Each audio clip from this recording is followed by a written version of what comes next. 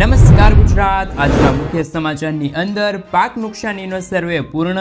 હવે ખેડૂતોને મળશે સહાય. 44 લાખ ખેડૂતોના વીજ બિલના લેણા માફ થશે. તો પીએમ કિસાન યોજના અંતર્ગત 18મો હપ્તો ક્યારે મળશે? મહિલાઓ માટે નવી યોજનાની જાહેરાત. 12,000 રૂપિયા ખાતામાં. ખેડૂતોને મળશે ગોડાઉન બનાવવા માટે 75,000 રૂપિયાની સહાય. ગુજરાત ઉપર વાવાઝોડાનો ખતરો. સાથે લાલ કિલ્લા પર પીએમ મોદીનું સૌથી મોટું એલાન. રક્ષાબંધન નજીક આવતા મુખ્યમંત્રીની મોટી જાહેરાત. ખેડૂતોને પાક વીમો ખાતામાં જમા થશે. સાથે હવે ખેડૂતોને મળશે મફત વીજળી.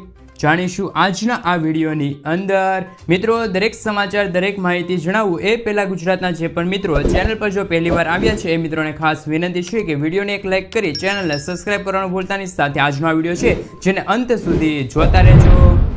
મિત્રો, અત્યારના તાજા સમાચાર ઉપર જો વાત કરવામાં આવે તો પાક નુકસાનીનો સર્વે કરાયો છે. હવે મળશે સહાય. ગુજરાતના ખેડૂતો માટે ખુશખબર. સરકાર દ્વારા હાથ ધરાયેલા પાક નુકસાનીના સર્વેનું કામ તેજ ગતિએ વધી રહ્યું છે આગળ. અત્યાર સુધીમાં ઘણા જિલ્લાઓમાં થઈ ચૂક્યો છે પાક નુકસાનીનો સર્વે. પાક નુકસાનીના સર્વે બાદ હવે જ્યાં જ્યાં વધારે નુકસાની છે ત્યાં તે જિલ્લાઓમાં, તે વિસ્તારોમાં તે ખેડૂતોને સરકાર કરશે આર્થિક મદદ. પ્રાપ્ત થતી માહિતી મુજબ 9 જિલ્લાઓમાં અંદાજે 4 લાખ હેક્ટરના પાકોની નુકસાનીના સર્વે પૂરો કરી દેવામાં આવ્યો છે. મહત્વનું તો એ છે કે જિલ્લાઓમાં ભારે વરસાદના કારણે ખેતી પાકને નુકસાન થયું હતું. 9 જિલ્લામાં આશરે 4 લાખ હેક્ટર વિસ્તારમાં સર્વેની કામગીરી પૂરી કરાઈ છે અને HDRFના ધારાધોરણ પ્રમાણે સહાય ચૂકવવા માટે દરખાસ્ત કરાશે. એકંદરે કેટલી સહાય ચૂકવાશે તે વિશે મોટે ભાગે રાજ્ય સરકાર આગામી વિધાનસભામાં ચોમાસુ સત્રમાં જાહેર કરશે.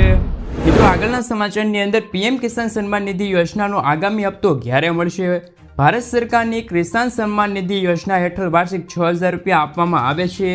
આ નાણાં ખેડૂતોને 2,000 રૂપિયામાં 3 હપ્તામાં આપવામાં આવે છે. એટલે કે ખેડૂતોને 4 મહિનાના અંતરે એક હપ્તો આપવામાં આવે છે. પ્રાપ્ત વિગતો મુજબ કિસાન સન્માન નિધિ યોજનાના આગામી હપ્તો ઓક્ટોબર મહિનામાં આવી શકે છે.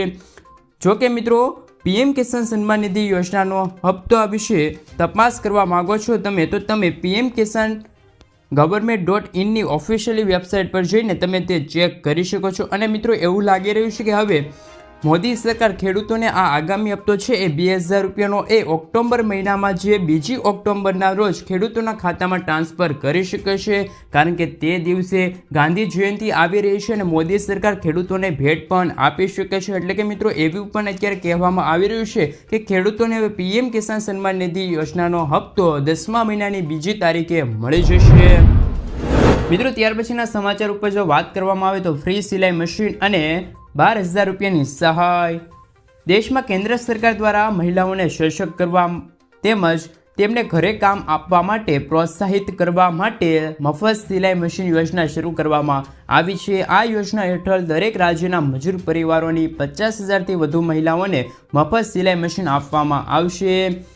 અત્યારે આજે અમે તમને પીએમ સિલાઈ મશીન યોજના 2024 સંબંધિત સંપૂર્ણ જાણકારી આપીશું. તો આ યોજનાનો લાભ લેવા માટે આર્થિક રીતે નબળા પરિવારોની મહિલાઓને ઓનલાઈન અરજી કરવાની રહેશે.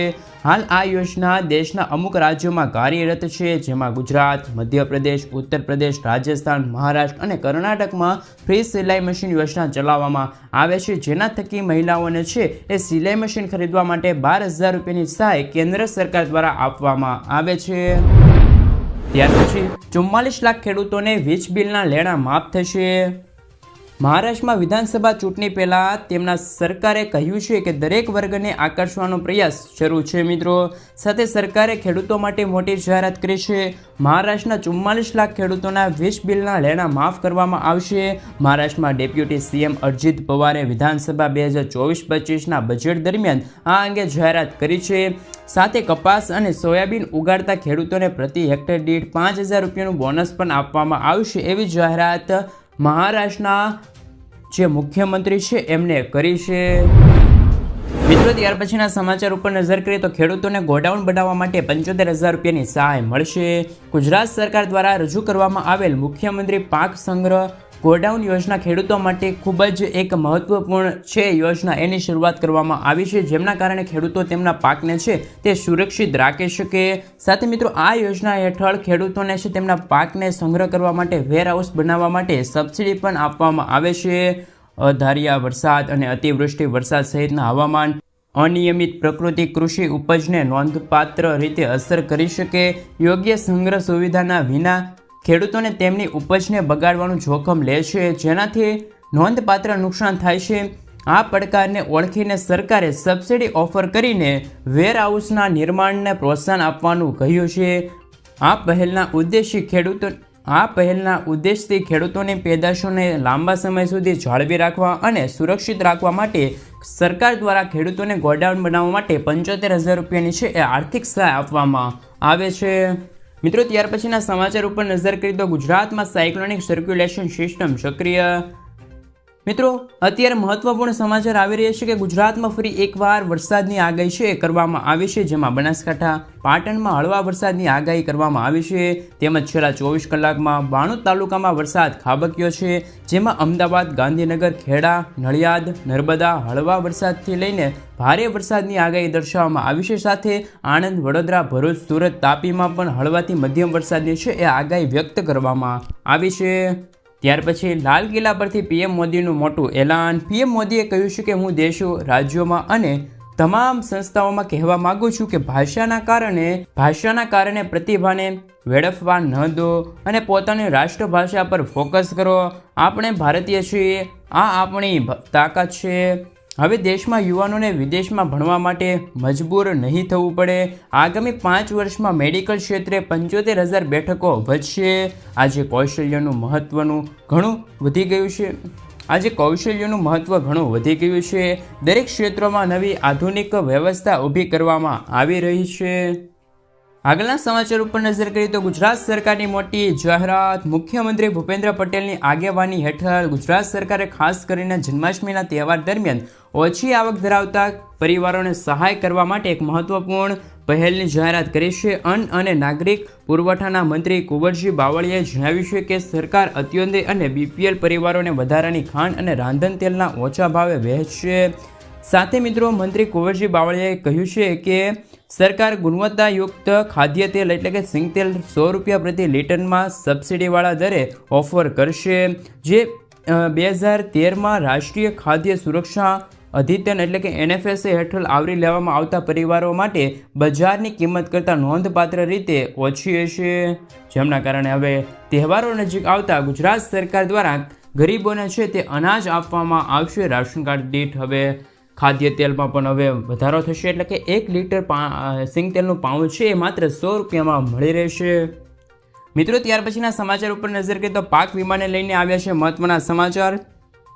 SDM વિવેક આચાર્યએ કહ્યું છે કે ખેડૂતો 25 ઓગસ્ટ સુધી તેમના પાક વીમો મેળવી શકશે. ખેડૂતોને જાગૃત કરવા માટે કૃષિ અને ખેડૂત કલ્યાણ વિભાગ દ્વારા મોબાઈલ વાન ચલાવવામાં આવી રહી છે. તેમણે કહ્યું છે કે ખેતીની જોખમ મુક્તિ બનાવવા માટે ઉદ્દેશ સાથે સરકાર દ્વારા પ્રધાનમંત્રી પાક વીમા યોજના લાગુ કરવામાં આવશે. સરકારે આ યોજના હેઠળ વીમો મેળવવા માટે એક પોર્ટલ ખુલ્લું મૂકશે. તેમણે કૃષિ વિભાગના અધિકારીઓને ખેડૂતોને પાક વીમો તેમજ વિભાગની અન્ય તમામ યોજનાઓની માહિતી આપવા સૂચના આપી છે. ખેડૂતોને પાક વીમાના અવશેષોના વ્યવસ્થાપન અંગે પણ જાગૃત કરવામાં આવશે. ખેડૂતોએ મેરી ફસલ મેરા બ્યુરો પોર્ટલ પર નોંધણી કરવી પડશે.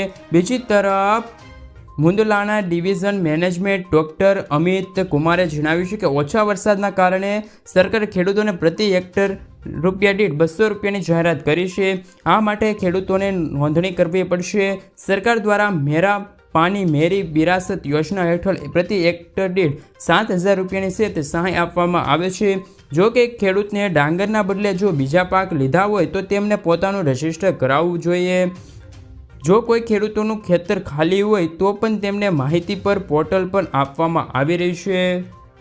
મિત્રો ત્યાર પછીના સમાચાર ઉપર નજર કરીએ તો ઘરઘંટી ખરીદવા માટે 15,000 રૂપિયાની સહાય. ગુજરાત સરકાર દ્વારા માનવ કલ્યાણ યોજના અંતર્ગત વિવિધ સ્વરોજગારી લક્ષી યોજનાનો અમલ મૂકવામાં આવી રહ્યો છે, જેમાં ઘરઘંટી સહાય યોજનાનો મુખ્ય ઉદ્દેશ ગુજરાતમાં સ્વરોજગારને પ્રોત્સાહન આપવાનો છે.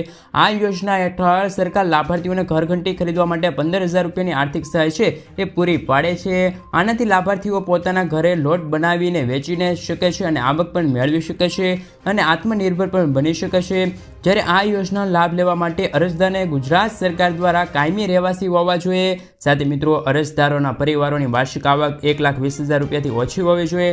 સંપૂર્ણ વિગતો ગુજરાતમાં છે તે જાણી શકે છે. અરજદારો પાસે બીપીએલ રેશન કાર્ડ હોવું જોઈએ. અરજદાર પાસે લોટ મિલ અથવા તો સંબંધિત ક્ષેત્રમાં અનુભવનું પ્રમાણપત્ર હોવું જોઈએ. સહાય યોજના હેઠળ 15,000 રૂપિયાની સહાય આપવામાં આવશે. જ્યારે આ યોજનાનો લાભ લેવા માટે તમારે એક ઓનલાઈન ફોર્મ ભરવું પડશે અને ઓનલાઈન ફોર્મ જ્યારે સબમિટ કરાવ્યા પછી પાસ થઈ જશે ત્યારબાદ તમને ઘરઘંટી ખરીદવા માટે 15,000ની સહાય સરકાર દ્વારા એટલે કે ગુજરાત સરકાર દ્વારા આપવામાં આવી જશે. ખેડૂત મિત્રો આ કાર્ડ બનાવી લો અને તમને થશે મોટા ફાયદો. જો કોઈ ખેડૂતોનું અકસ્માત થાય તો લાખ રૂપિયાનો અકસ્માત વીમો સ્ટેટ બેંક તરફથી વીમા મળશે. બીજું, જો કોઈ ખેડૂત મેલેરિયાથી પીડિત હોય તો તેમને હોસ્પિટલમાં દાખલ કરવા પર 5,000 રૂપિયાનો નફો મળશે. જો તમે પણ વેકેટ્સ બોર્ન રોગથી પીડિત છો તો તમને 5,000 રૂપિયાનો લાભ મળશે. સાથે મિત્રો જૈવિક ખાતરો અને જંતુનાશક દવાઓ પર 40% ડિસ્કાઉન્ટ સાથે બ્લોક લેવલે ઘટશે. મેડિકલ સ્ટોર પર અંગ્રેજી ક્લેમ લેવા પર 20% સુધીનું ડિસ્કાઉન્ટ. ખેડૂતો અને મજૂરોને વિવિધ રોગો માટેની આયુર્વેદિક દવાઓના વિનામૂલ્યે ઉપલબ્ધ કરવામાં આવશે. જો કોઈ ખેડૂત ભારત સરકાર અથવા તો રાજ્ય સરકાર દ્વારા ચલાવવામાં આવતી કોઈ પણ યોજના જેમ કે કિસાન સન્માન નિધિ, પેન્શન, લગ્ન અનુદાય, ગેસ સિલિન્ડર વગેરે યોજનામાં લાભ લઈ રહ્યા હોય તો તે આ યોજનાથી વંચિત નહીં રહે. એટલે કે મિત્રો તેમને પણ હવે આ યોજના અંતર્ગત લાભ મળવાપાત્ર રહેશે. ત્યાર પછીના સમાચાર ઉપર નજર કરીએ તો હવે ખેડૂતોને મળશે 8,000 રૂપિયાનો હપ્તો. રાજસ્થાન સરકારે ખેડૂતોને બજેટમાં મોટી રાહત આપી છે. ભજનલાલ સરકારે બજેટમાં જાહેરાત કરી છે અને પ્રધાનમંત્રી કિસાન સન્માન નિધિ યોજના હેઠળ 6,000 રૂપિયાને બદલે 8,000 રૂપિયા વાર્ષિક સહાય આપવાની જાહેરાત કરી છે. જો કે કેન્દ્ર સરકારે કહ્યું છે કે કિસાન સન્માન નિધિ યોજનાની રકમ વધારવાની કેન્દ્ર સરકારની કોઈ યોજના નથી. રાજ્ય સરકાર દ્વારા વધારાના 2,000 રૂપિયા ભાગરૂપે તેમની શક્યતા છે એ મળવાપાત્ર રહેશે. શું મિત્રો ગુજરાતમાં પણ આવી યોજના શરૂ થવી જોઈએ કે ના થવી જોઈએ? સાથે મિત્રો જો વાત કરવામાં આવે તો રાજસ્થાન સરકારના ભજનલાલ સરકાર છે એમને ખેડૂતો માટે અલગથી એટલે કે મિત્રો રાજ્ય સરકાર દ્વારાથી 2,000 રૂપિયા અલગથી આપવામાં આવશે. આમ ખેડૂતોને